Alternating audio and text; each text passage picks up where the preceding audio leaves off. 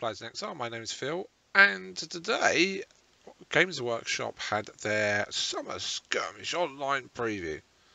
I think that's the way around you say it. Or is it the preview of the Summer Skirmish online? I don't know. Anyway, as the title suggests, this was revelations for their Skirmish games. Games Workshop's Skirmish games include Necromunda, Kill Team, Warcry, Underworld. There was also a release for Blood Bowl, but it's not a game that I particularly cover on this channel. I thought we'd have a look. I haven't really had a good look myself, but let's see what they've come up with. We're going to start with the Kill Team. The Imperial Navy breachers clash with Kroot Kinband in Kill Team Into the Dark. So this is Imperial Navy. So this is a sort of an Imperial Guard faction, I guess. Breaching charges at the ready, Kill Team is leaving terra firma and heading into the labyrinth corridors of a massive millennia-old space hulk.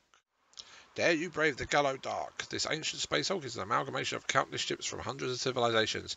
It drifts through the void, hopping in and out of warp and real space, and now it's back. Factions from all over the galaxy are sending their boldest and best to plunder its innards. Welcome to Kill Team Into the Dark. There's a new Kill Team box set, works as a self-contained game. You can jump right in with everything you need to focus on fast, furious skirmishes in tight corridors. So this is a bit like Kill Team crossed with Space Hulk, I'm guessing, but with different factions. The Gallo is a legendary vessel trapped by the Imperial for centuries. The Imperial Navy breachers are among the first aboard the Hulk after its latest release. Actually, what this reminds me of is the release they did for the original Kill Team, where you had, they weren't rogue traders, I can't remember what they were, but they fought against the Galapox infected, which were a faction that was never been used again, which was a complete waste. So the Imperial Navy breachers are among the first aboard the Hulk after its latest reappearance, also known as Void Breachers. These elite soldiers are trained to carry out hazardous boarding actions with gear and weapons optimised for fighting in cramped quarters of enemy ships. It's got a nice looking sword there, big chunky boots, and what looks like a bolt pistol. Not sure what the cable is behind the head there. That looks more like a shotgun to me than any other kind of weapon. I've got no idea. But a breaching shotgun. A huge sort of shield. Looks very much like a door off a submarine. There's that sort of aesthetic to it. And also his head has a kind of an old worldy diving suit aesthetic to it, especially with those pipes feeding the back of it. There's another guy again. Looks like, yeah, it's definitely, look at the shell coming out of there. So it's definitely a pump action shotgun. Although the one on the breacher dude, that's a double barreled pump action. It's actually got 2 cartridge ejection points as well. Again, he's got this pipe sort of comes up but doesn't seem to go anywhere. Unless that's a pressure gauge that you can't see and it does actually feed into the back of the head. That would make a little bit of sense. And then we're back to the sort of the leader figure. They aren't the only spacefaring Kill Team to aboard the Gallo Dark. A Kroot Kinband of expert trackers, sharpshooters and guerrillas is also stalking through the Hulk in search of glory, treasure and fresh meat. So the last plastic Kroot we had was one in Blackstone Fortress, and before that we've not had new Kroot models for, I don't know, something like 20 years or something like that. That does look pretty nice actually, I have to admit, as a model in any kind of shape or form. That looks pretty nice. And the harpoon weapon, assuming it's a harpoon weapon, on there looks pretty swish and all.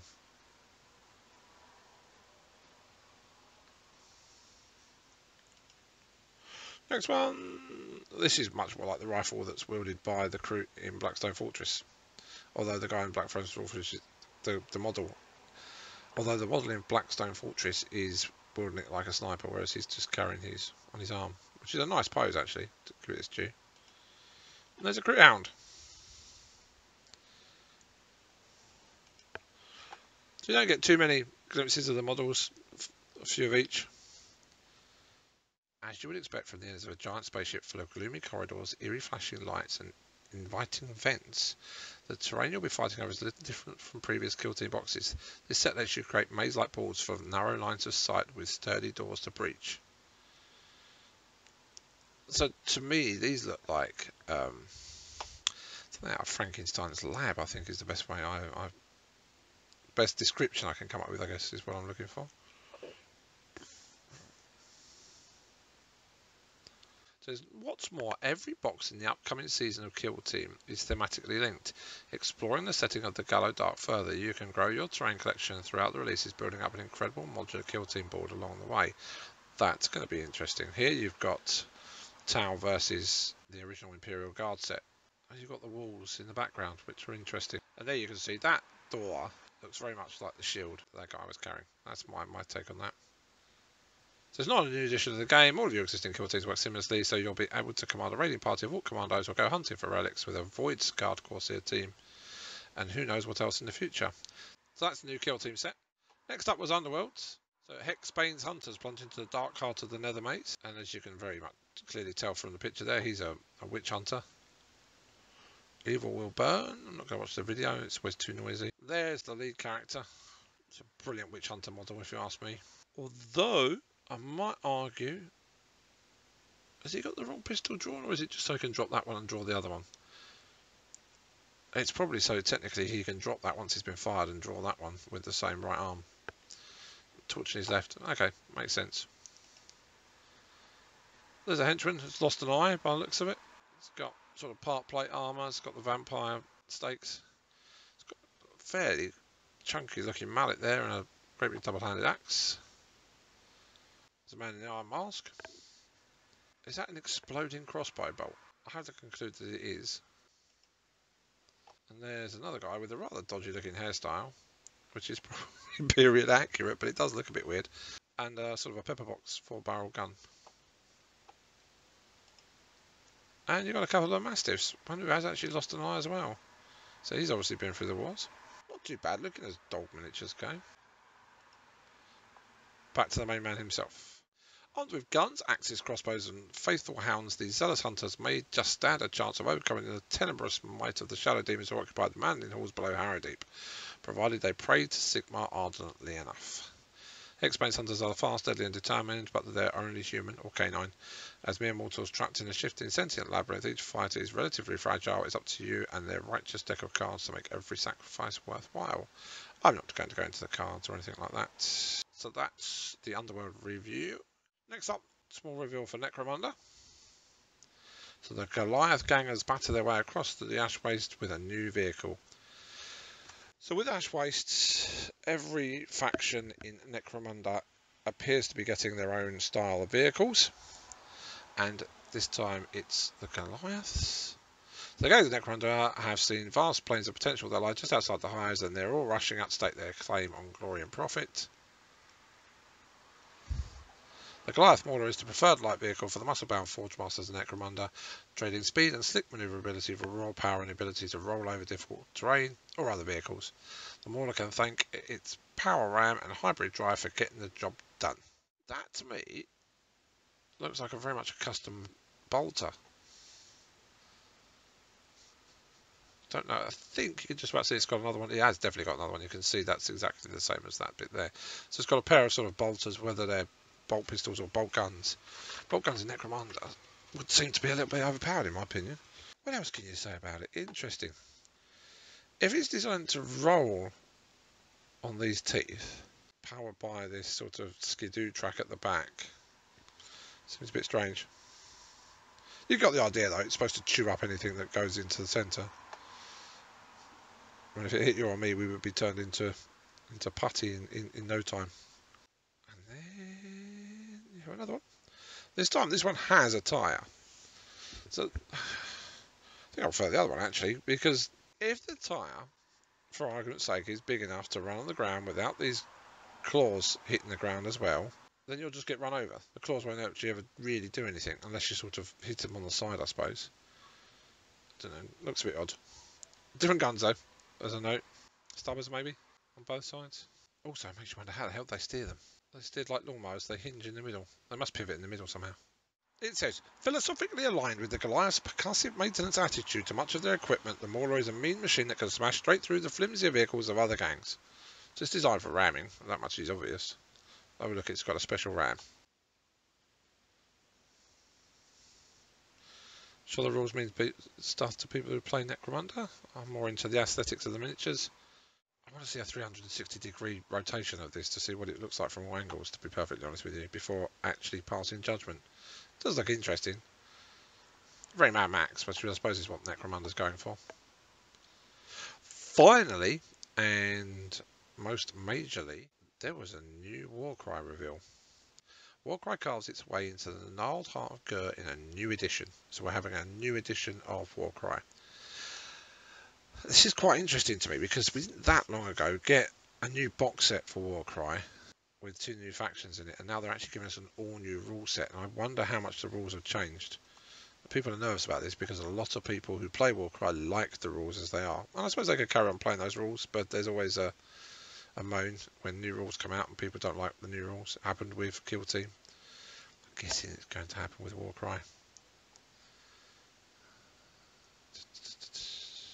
There you go, Warcry Heart of Gur, there's the box. I'll probably end up getting this, I have to say, even without looking at it. So Warcry Heart of Gur is a new box game introducing a new edition of Warcry. It brings exciting changes and new narrative focusing on the violence erupting in the Gnarlwood as disparate factions are drawn there by the great power within. Yeah, I can already tell from that picture that the scenery looks fine. Games Workshop are actually pretty damn good at designing scenery. I like the trees, the dead trees. They've got some kind of, well, that's got a skull at the base, and I think those are stones. There's a skull there. There's a giant skull on a tree there. And you've got your 2 factions, one on the right hand side, one on the left hand side. So hopefully we'll get a better look at the factions in a moment, who we are. So, the Rotmire Creed butt heads with the horns of Hashut. In a string of bloody melees, these purveyors of plagues and putrefaction stalk the swamps of forests of Gur, kidnapping unwary warriors to experiment in their pursuit of putrid mortality. Fairly wordy. There's a lot to take in. A lot to take in when you look at these pictures of these images. So to start with, he's missing a scrap of skin there. But that doesn't seem to be slowing him down in any way. He has a snake, I think that is, on his shoulders. Obviously he's got a blowpipe. On the guy on the left, you've got obviously the toad dribbling something. You've got, I don't know what this is here. Ooze or something. It looks like there's something on his shoulder here. He's got some sort of bamboo syringe, I think that is, for applying some kind of poison. He's on stilts, obviously used to walking in swamps. Again, I'm not sure if his leg's supposed to be marked just above this strap in there. And there's some like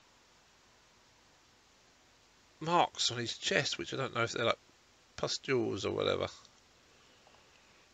He's got this hooky weapon, which I presume is designed. Okay, so looking at him, it looks like he's designed to hook people towards him and then stab them with his syringe. Whereas this one looks like he's designed to take someone out of range with his blowpipe. So this is another blowpipe person, again, very zombie-esque. So that's what I'm getting from these. These are like the swamp zombies.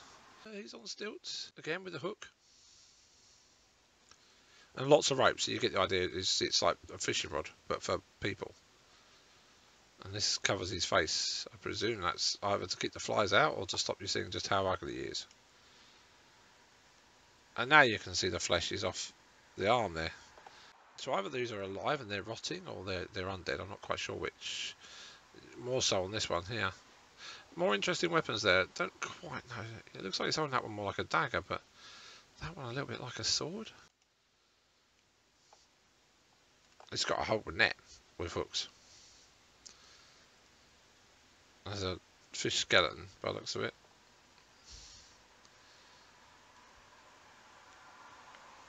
I do love there's a lot of detail in this. He's got this stuff all over his shoulders. I don't know what it is. He's got like leaves crawling over him. And I think that's a skull in front of his face, rather than being his face, as it were.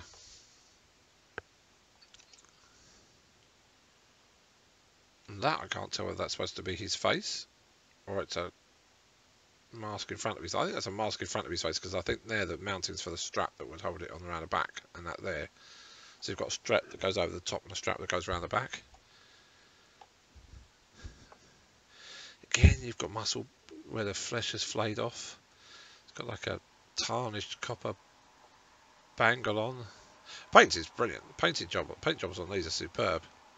That there is very clearly a symbol of Nurgle. Very clearly the symbol of Nurgle. It's the first one I've seen, I think. Or first one I've noticed. So a quick spin through. Can't see one on those. Or on those. Or on those. Or on those. Nope, it's just on his necklace. Makes me think that's possibly the leader of the warband, as it were. Okay. So in direct opposition to these filthy footpads are the horns of Hashut. You may have encountered them before. These cultists are desperate to raise the greenery of Gur and make way for the forges of their masters.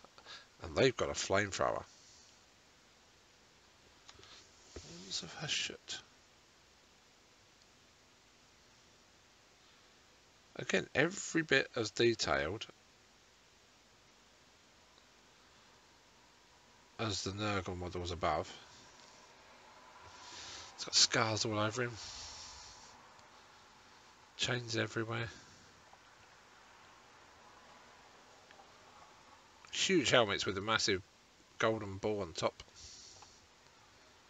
Different hornage, as it were.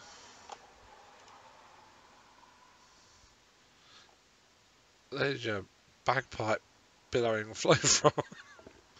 That's what that is. It reminds me of a hose pipe from way back when, in a sense, and it's wrapped in leather to keep it cool, like you did with barrels of guns in the First and Second World Wars.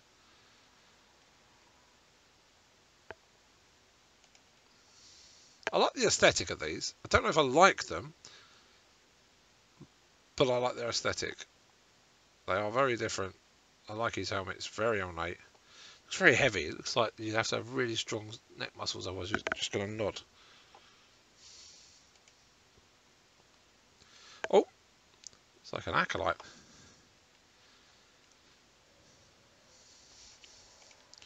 And there's some more. Although they look quite old, so aren't they peasants maybe? I don't really know what to say. So these two warbands are battling over esoteric artifacts found in the Ravening Ruin. This crucible of life energy formed around the realm-shaper engine of a crashed Seraphon temple ship named Talaxis, creating a ferocious forest which is beautifully represented by a brand new set of finely detailed terrain. So you've got the giant monsters of the Seraphon. Still not quite sure what this is supposed to be at the base of this tree. Unless it's a spine. It's a backbone, isn't it? Of some giant monster. That's what that is.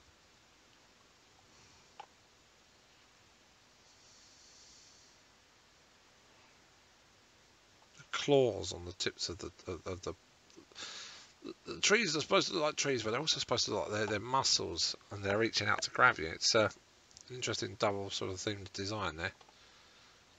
Still lovely models. Games Workshop really can do scenery. So there's your new Warcry core rulebook and Rotten Ruin that comes with it.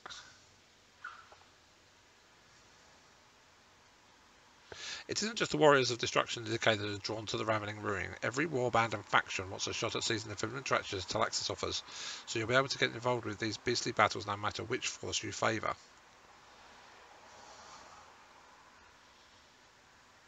That's quite a stunning diorama they've built there.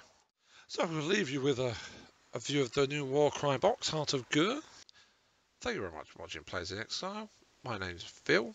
If you have enjoyed this, please don't forget to like and subscribe. Come back next time when I give you more thoughts on what Games Workshop is up to.